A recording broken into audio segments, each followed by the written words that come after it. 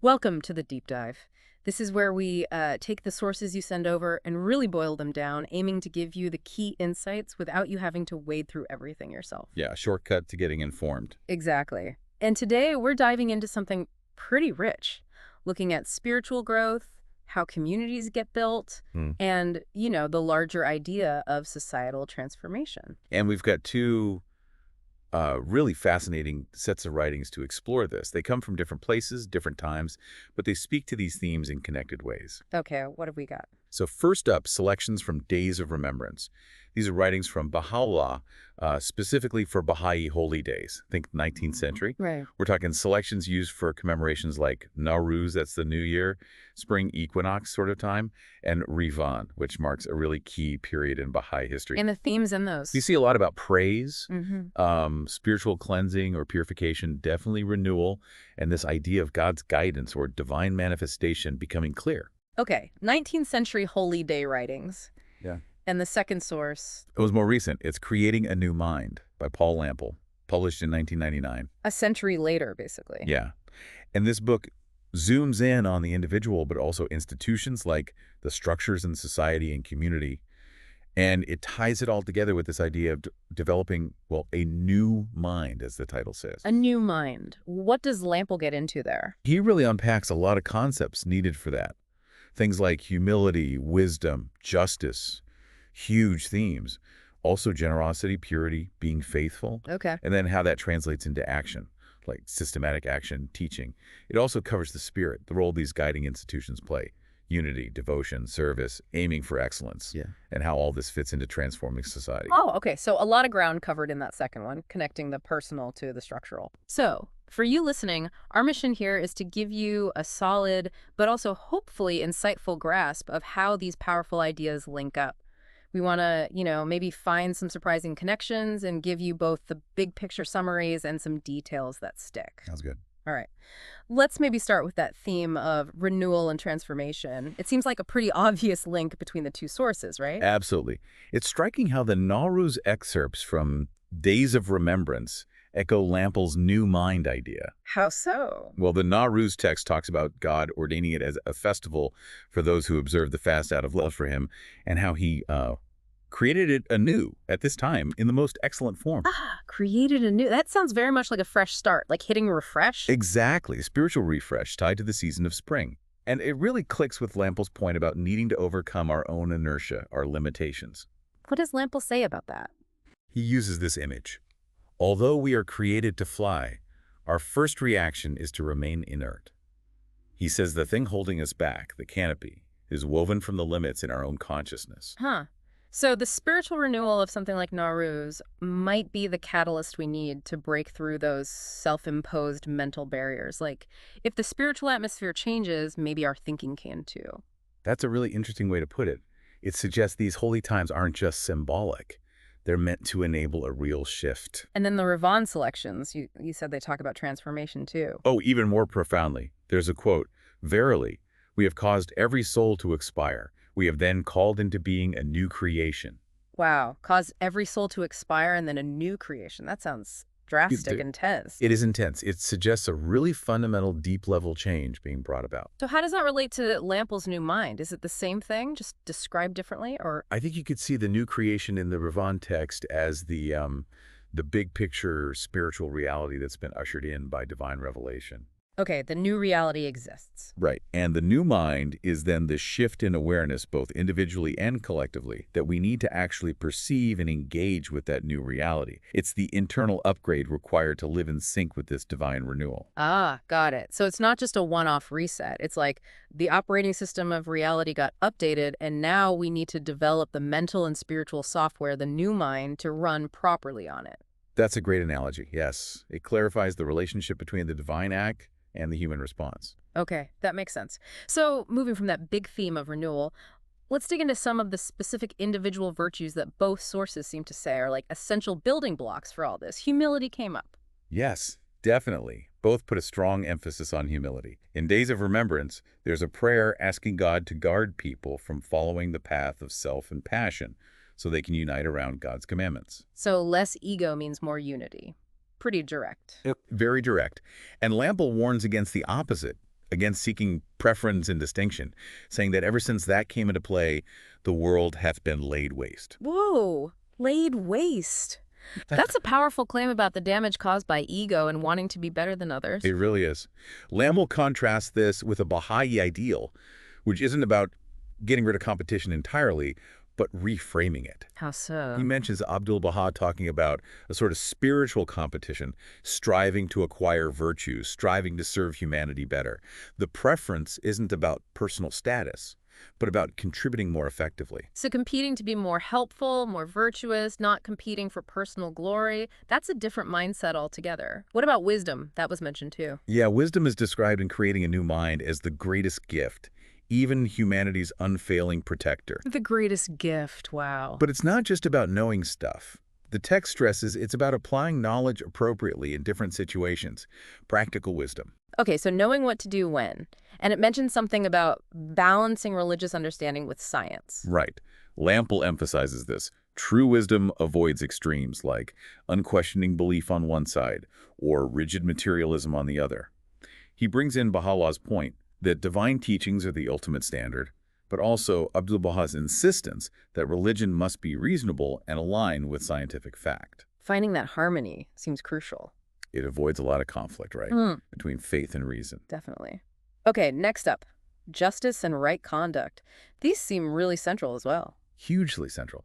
There's a quote in Creating a New Mind where Baha'u'llah calls the companions of God the lump that must leaven the peoples of the world. Leaven, like in bread, making the whole thing rise. Exactly. And how do they do that? By showing such trustworthiness, such truthfulness and perseverance, such deeds and character that all mankind may profit by their example. So living justly is the way to positively influence everyone else. It's a big responsibility. It is. The idea is that your personal integrity has this ripple effect. Your commitment to fairness can actually help transform society. That leads nicely into generosity, which the sources also highlight. Yes, as a divine quality. Baha'u'llah says in the Hidden Words, quoted by Lample, to give and to be generous are attributes of mine. And Lample includes a story about Abdu'l-Baha's own amazing generosity. So it's presented as reflecting God's nature. And Lample makes the point that it's not just about, small acts of charity here and there. It's more fundamental, a way of connecting and supporting the whole human family. Selfless giving that builds community. Like a constant flow, not just occasional drips. Okay. And purity, how does that fit in? Purity is linked especially to receiving divine power or guidance. Creating a New Mind uses this analogy. First must the stream bed be cleansed, then may the sweet river waters be led into it. Ah, okay. So a pure heart and mind are needed to actually receive that spiritual input. You need a clear channel. Exactly. Removing the muck, so to speak, so the good stuff can flow through. Makes sense. And the last virtue on this list was faithfulness, sticking to commitments. Yes, and this connects directly to steadfastness. Days of Remembrance mentions the early believers accepting captivity and confinement without wavering. Their dedication was incredible. That kind of resilience is amazing. It really is. And Creating a New Mind links this to firm determination in upholding the covenant, which is seen as essential for keeping that divine guidance flowing and maintaining unity. So faithfulness is about loyalty to the source of guidance and to the community. Precisely. It's love for God expressed through commitment. Okay, so we've talked about these individual virtues: humility, wisdom, justice, generosity, purity, faithfulness. How do these then fuel actual action and change? Right. How do we get from personal qualities to transforming society? Creating a New Mind brings in this idea of systematic action. What does that involve? It's about consciously bringing together individual initiative with collective, coordinated efforts. Lample quotes the Universal House of Justice on this, describing systematization as needing things like clear purpose, method, efficiency, consistency, basically being organized and smart about how everyone works together. So it's not just random acts of kindness, but planned, collaborative work towards shared goals, directing that individual energy effectively. Exactly that. Individuals are encouraged to initiate things, absolutely, but also to consult and plan together to really move the needle on the faith's aims. And a big part of that action is teaching, right? The source talks about quickening humanity. What does quickening mean here? Yeah, teaching is presented as crucial for awakening people spiritually. It includes sharing knowledge, but also contributing to progress in all sorts of fields. Lample mentions teaching one's own self, like embodying the principles. Living the life. Right, and teaching by example. And there's that interesting distinction made between being fishers of men and being quickeners of mankind. What's the difference there? Seems subtle. Fishers of men can sometimes imply just bringing people into one specific group.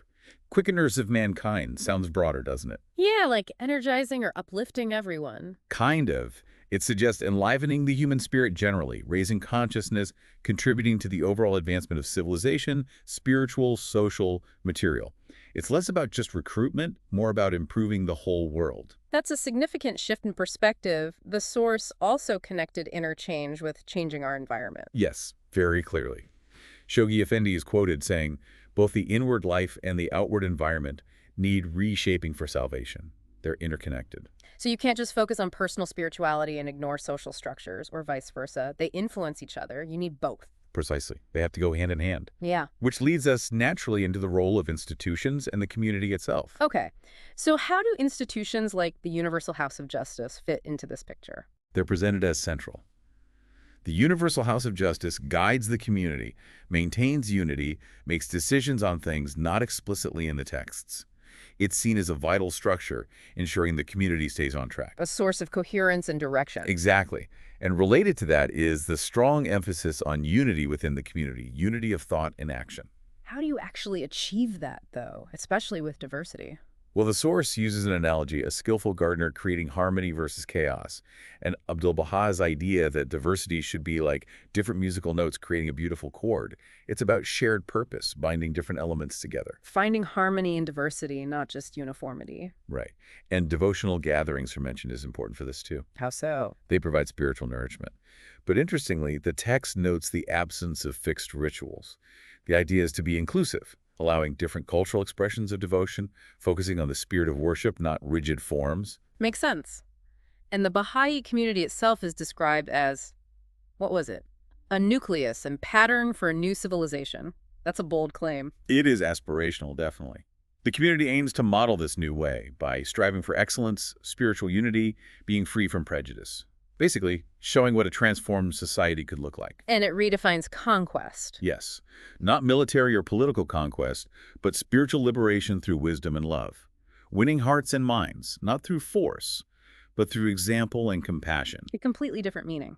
And finally, there was a caution against triumphalism, feeling superior. Yeah, even while being confident in the ultimate success of the faith's message, the text stresses avoiding any sense of superiority. It's about humility, recognizing the ongoing struggle between good and, well, self-interest in human nature, and acknowledging that true change ultimately comes from God. So confidence in the path, but humility in walking it. Well put. It maintains respect in interactions. Okay, so as we bring this together, we touched on guidance and progress at the end there. Right, the metaphor of the car journey. Yeah. Just being busy driving around doesn't mean you're getting anywhere useful without a destination and, a map or GPS. Yeah, activity isn't the same as progress. And in this context, the Universal House of Justice is presented as that reliable guide, that navigation system, keeping the community on course towards this envisioned future, this golden age. Providing the framework for understanding and practice. Exactly. So, wrapping up, we've seen how these threads connect. Personal growth through virtues like humility and justice, powering unified community action, which is guided by institutions, all aiming for this larger goal of a transformed, unified world. And what's really striking, I think, is seeing these, 19th century writings for holy days and Lample's more modern analysis of society, pointing to the same fundamental need, this deep transformation, both inside us and in how we live together. Yeah, it really bridges the gap between the spiritual and the practical, doesn't it? These aren't just lofty ideas. They have implications for our daily lives, for how we contribute. As you've been listening, maybe you're thinking about your own moments of renewal, or how virtues like generosity show up or could show up more in your own life. Exactly. It prompts reflection. So for you, our listener, we really hope you'll mull over some of these quotes and concepts. Think about how they might apply to you, to the challenges, the opportunities you see around you. Which leaves us with a final thought, perhaps, for you to ponder. How can this new mind, we've been discussing this way of thinking rooted in virtue, unity, and purposeful action, how can that actually help us navigate the messiness and division of today's world and genuinely build towards unity and progress? A great question to sit with. Thank you so much for joining us for this deep dive. We hope it's given you some valuable food for thought on these really profound themes.